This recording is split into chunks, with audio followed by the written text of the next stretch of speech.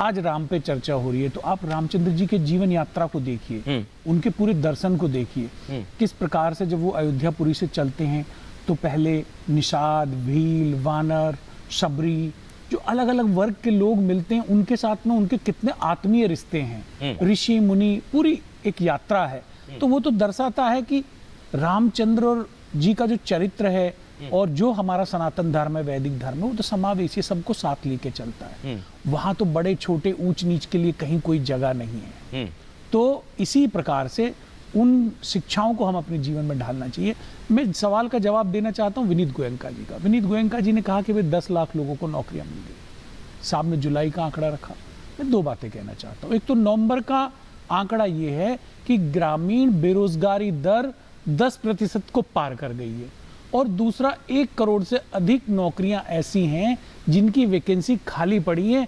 अगर भारतीय जनता पार्टी की आदरणीय मोदी जी की सरकार निष्पक्ष भाव से युवाओं को नौकरियां देना चाहती है तो अंधाधुंध निजीकरण क्यों कर रही है? डिबेट में और चर्चा में मैं दर्शकों को फिर से एक बात बताना चाहूंगा। दुष्यंत जी, आपने देखिए रोजगार का सवाल किया, उनको भर क्यों नहीं? बिल्कुल, देखिए अब मैं आपको एक और फैक्ट बताता हूं जो मैं लगातार चर्चा में बताता रहा हूं। नहीं, मैं बिल्कुल देखिए डिनाई नहीं करता दुष्यंत जी आपके सवाल। आपने पूछा रोजगार, अभी हाल ही के शीत सत्र में दर्शकों और मैं तमाम मेहमानों को भी बताना चाहता हूं, शीत सत्र में भी यह सवाल पूछा गया और थोड़े दिन पहले भी बताया था, एक बार फिर बता देता हूं। प्रश्नकाल के दौरान रेलवे में भर्तियों को लेकर सवाल पूछा गया तो जवाब दिया रेल मंत्री ने। अगर समस्या है कहां कितना रोजगार मिला है तो प्रश्नकाल एक मंच है, वहां पर आप प्रश्न उठाएंगे, वहां से जवाब आ जाएगा। और लाखों लोगों को नौकरी दी गई है रेलवे में। ये अगर मैं गलत हूं तो फिर कह रहा हूं, कांग्रेस सरकार के कार्यकाल में 3 करोड़ से अधिक नौकरियां मिल रही थी लोगों को रोजगार रेलवे के द्वारा। तो इसे एक अच्छे फोरम पे उठाना चाहिए जो जनता को पता चले। संजय सरकार साहब तुरंत जवाब दीजिए, इसके बाद जफर इस्लाम सर बहुत देर से वेट कर रहे हैं, बाहर से जुड़े हुए हैं। मेरे विनीत भाई ने बोला दुर्गा पूजा, बंगाल में दुर्गा पूजा करने के लिए सरकार की तरफ से 70,000 रुपया दिया जाता है। कार्निवाल होता है यूनेस्को तरफ, बोलने दीजिए, कार्निवाल होता है, कार्निवाल यूनेस्को को आदमी भी आके वहां बैठता है, देखते हैं।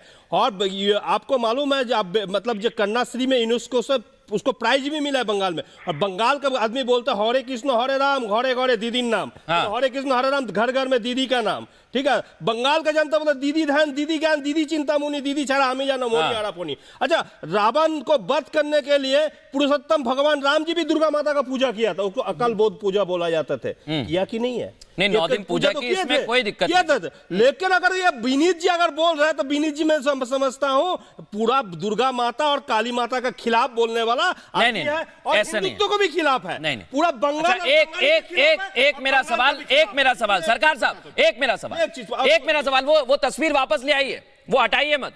जफर इस्लाम वो हटाइए मत, तस्वीर वापस ले आइए। इस्लाम साहब को मैं पूछना चाहता मैं आ रहा हूं विनीत सर, वो तस्वीर जो है जाएंगे ना बाबरी मस्जिद इनॉग्रेशन। नहीं, देखिए मैं इधर उधर की बात नहीं करता सर, सिर्फ एक छोटा सवाल है। पहले तो तस्वीर दिखा देता हूं दर्शकों को, क्योंकि फैक्ट पे बात होती है, ये फैक्ट से इधर उधर हम जाते ही नहीं है। और ये तस्वीर आ गई है, देख लीजिए सर, कोई दिक्कत हो तो बता दीजिएगा। दूसरा सरकार साहब, जय श्री राम पर सब देख रहे हैं सर, सबके सामने टेलीविजन है। 1 मिनट, जय श्री राम पर सरकार साहब, फिर उसके बाद में नवल किशोर जी, और मैं थोड़ा सा वक्त कम है। जय श्री राम पर भी थोड़ी सी दिक्कत हुई सरकार साहब, जय श्री राम पर दिक्कत हुई। और दूसरा मेरा सवाल यह कि आपने कहा वक्त मिलेगा तो जाएंगे, क्या वहां पर दुर्गा पूजा और मुहर्रम के जुलूस और तमाम चीजों को लेकर विवाद नहीं खड़े हुए?